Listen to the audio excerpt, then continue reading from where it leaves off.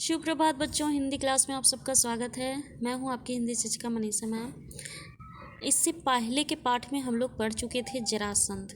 जरासंध नाम का एक बहुत ही बलिष्ठ, बहुत ही शक्तिशाली राजा होता है जो पूरे संसार के राजाओं को हरा चुका होता है। ठीक है, और सारे संसार मतलब जितने राजा हार जाते हैं वो सबसे सर्वश्रेष्ठ हो जाता है जरासंध। ठीक है, उसको हराना नामुमकिन हो जाता है और वो जितने भी राजा को अपने बंदी गृह में बंदी बना के रखता है।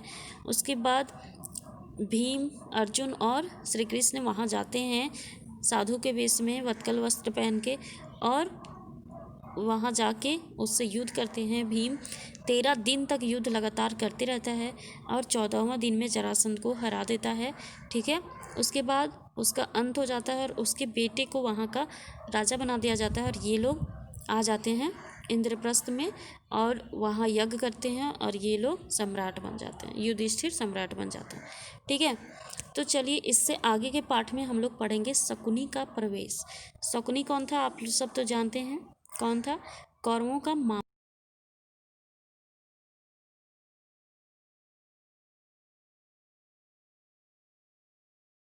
है ना।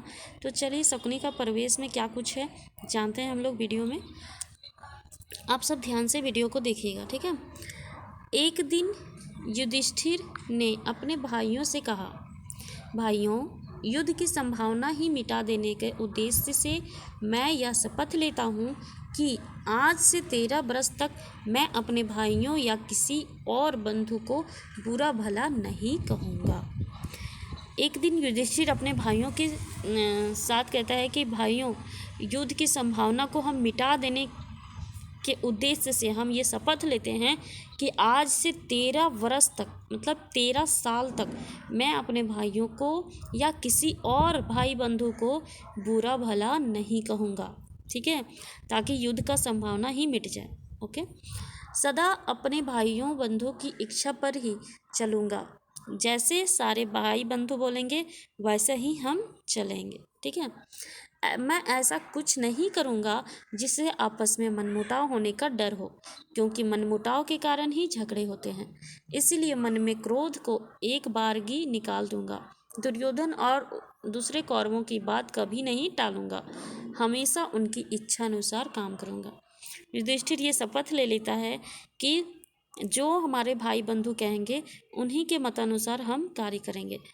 ऐसा कोई कार्य नहीं करेंगे जो युद्ध की संभावना उत्पन्न करे। ठीक है, दुर्योधन और कौरव जो भी बात बोलेंगे हम टालेंगे नहीं, उनकी बातों को समझेंगे और उनका पालन करेंगे। ये युधिष्ठिर शपथ लेता है। युधिष्ठिर की बातें उनके भाइयों को ठीक लगी। वे भी इसी निश्चय पर पहुंचे और झगड़े फसाद को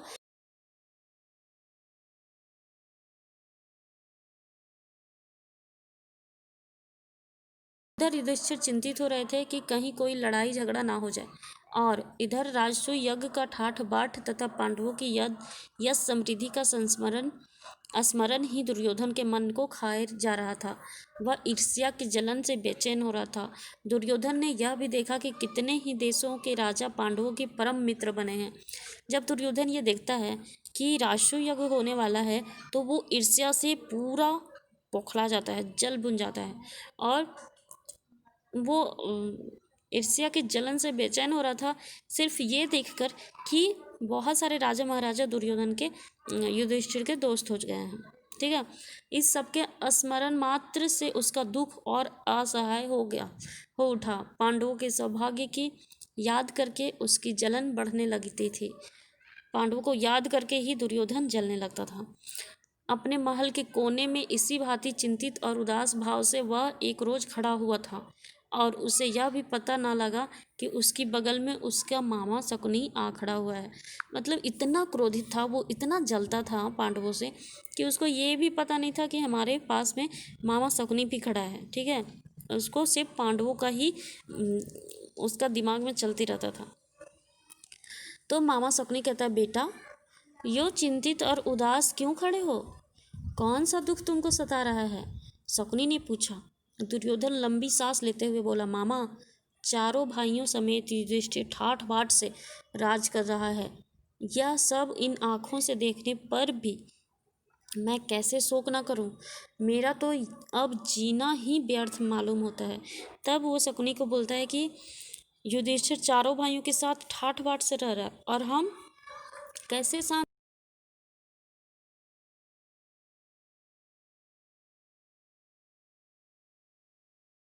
बेटा दुर्योधन, इस तरह मन छोटा क्यों करते हो? आखिर पांडव तुम्हारे भाई ही तो हैं। उनके सौभाग्य पर तुम्हें जलन नहीं होना चाहिए। न्यायपूर्वक जो राज्य उनको प्राप्त हुआ है उसी का तो उपभोग वे कर रहे हैं। पांडवों ने किसी का कुछ बिगाड़ा नहीं है। जिस पर उनका अधिकार था वही उन्हें मिला है। अपनी शक्ति से प्रयत्न करके यदि उन्होंने अपना राज और सत्ता बढ़ा ली है तो तुम छोटा क्यों करते हो? और फिर पांडवों की शक्ति और सौभाग्य से तुम्हारा बिगड़ता क्या है? तो मामा शकुनी उसको यहाँ समझाते हैं कि वो लोग जितने भी ऊपर उठ रहे हैं वो अपनी मेहनत से हो रहे हैं, अपने बल से हो रहे हैं। उनको जितना राजकाज मिला उतना ही में तो वो संतुष्ट हैं। ठीक है, ये शकुनी किसको समझा रहा है? दुर्योधन को समझा रहा। तुम्हें कमी किस बात की है? शकुनी कहता है कि तुम क्यों जल रहे हो, क्यों उन लोग से जलते हो, तुमको किस बात का कमी है? ठीक है, द्रोणाचार्य, अश्वत्थामा और कर्ण जैसे महावीर तुम्हारे पक्ष में हैं। यही नहीं बल्कि मैं भीष्म, कृपाचार्य, जयद्रथ, सोमदत्त सब तुम्हारे साथ हैं। इन साथियों की सहायता से तुम सारे संसार पर विजय प्राप्त कर सकते हो। फिर दुख क्यों करते हो? मामा शकुनी अपने भांजे दुर्योधन को समझाता है कि जितने भी महाबलशाली हैं सब तो तेरे ही साथ में हैं, तो फिर दुख क्यों करते हो? ठीक है, क्यों जलते हो उन लोगों से? यह सुनकर दुर्योधन बोला, जब ऐसी बात है तो मामा जी हम इंद्रप्रस्थ पर चढ़ाई क्यों नहीं करते? तो इंद्रप्रस्थ सोचने लगा कि जब हमारे पास बलिष्ठ सेनागण हैं तो हम इंद्रप्रस्थ पर चढ़ाई क्यों नहीं कर रहे, आक्रमण क्यों नहीं कर।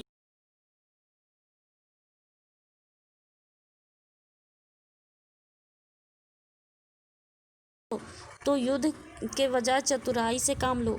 मैं तुमको ऐसा उपाय बता सकता हूँ जिससे बगैर लड़ाई के ही युधिष्ठिर पर सहज में विजय पाई जा सकती है। तो शकुनी मामा बोलते हैं कि युद्ध की बात मत करो, मार काट का बात मत करो, चतुराई से काम लो।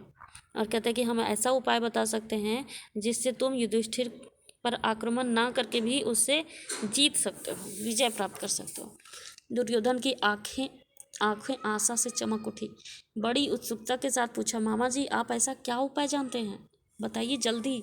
ठीक है, शकुनी ने कहा, दुर्योधन युधिष्ठिर को चौसर का खेल का बड़ा शौक है पर उसे खेलना नहीं आता। हम उसे खेलने के लिए न्योता देंगे तो युधिष्ठिर अवश्य मान जाएगा। तुम तो जानते ही हो कि मैं मंजा हुआ खिलाड़ी हूँ। तुम्हारी ओर से मैं खेलूंगा और युधिष्ठिर को हराकर उसका सारा राज्य और ऐश्वर्य बिना युद्ध के आसानी से छीनकर तुम्हारे हवाले कर दूंगा। देखो शकुनी मामा क्या प्लान बना रहे हैं कि चौसर का जो खेल होता है वो युधिष्ठिर को बहुत शौक है खेलने का, लेकिन उसको खेलने नहीं आता है और शकुनी इसमें पारंगत है। ठीक है, शकुनी जो मामा है उसमें इस खेल में पारंगत है और बोल रहा है कि युधिष्ठिर को हम बुलाएंगे चौसर खेलने के लिए और वो खेलते खेलते अपना सारा राजकाज हारते जाएगा, हम जीतते जाएंगे और तुम्हारे हवाले कर देंगे। ये कौन योजना बना रहा है? शकुनी। ठीक है, दुर्योधन के साथ मिलकर। इसके बाद दुर्योधन और शकुनी धृतराष्ट्र के पास गए। शकुनी ने बात छेड़ी, राजन देखिए तो आपका बेटा दुर्योधन शोक और चिंता के कारण पीला सा पड़ गया है। तो मामा बोलता है कि राजन देखिए आपका जो पुत्र है वो शोक के कारण पीला सा हो गया है। पीला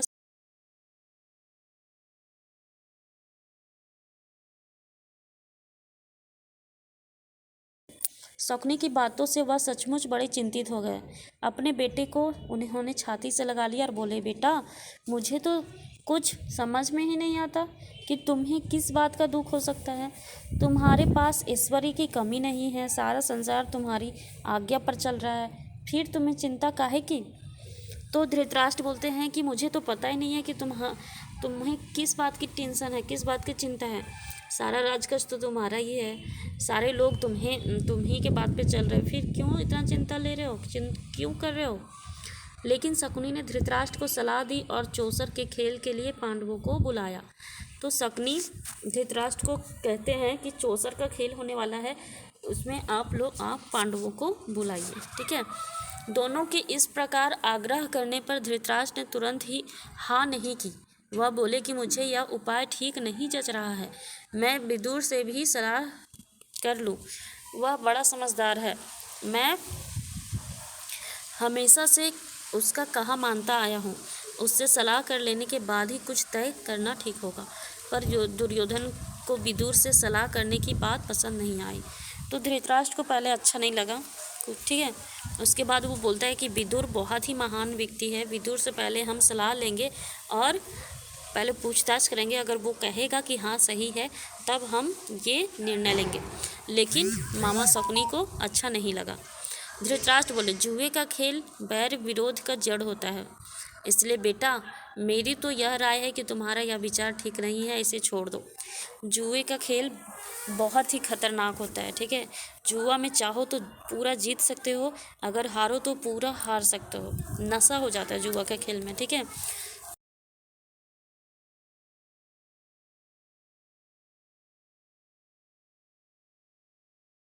उसके बाद देखो आगे क्या होता है। दुर्योधन अपने हठ पर दृढ़ रहा, बोला, चौसर का खेल कोई हमने तो इजाद किया नहीं है, या तो हमारे पूर्वज का ही है।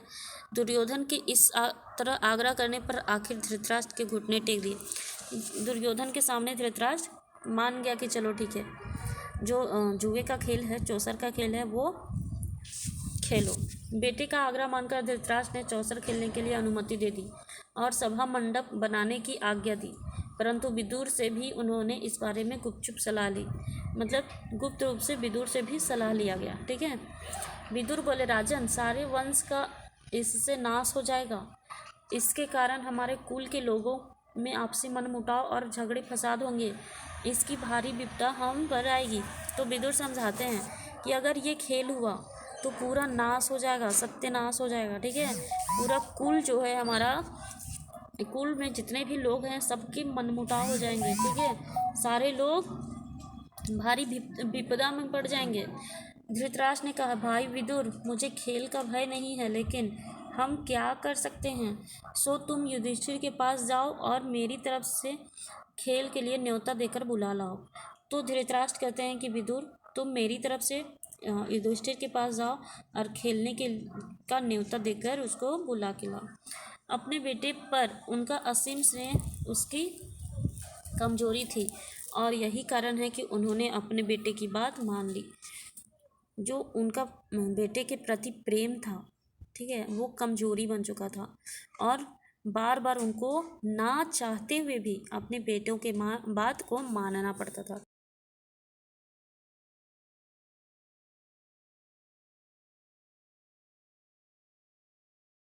बात रहता था, सब मान लेते थे, ठीक है।